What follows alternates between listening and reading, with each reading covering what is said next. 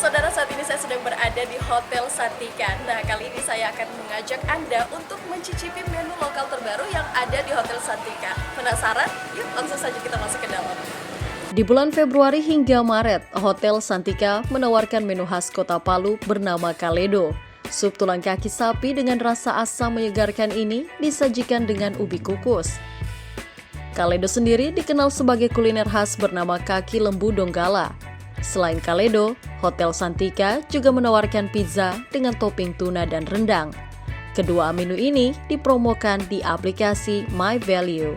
Kita akan mengeluarkan menu baru ya, khususnya mungkin dari tamu-tamu yang khusus dari Palu mungkin sudah terbiasa dengan makanan ini.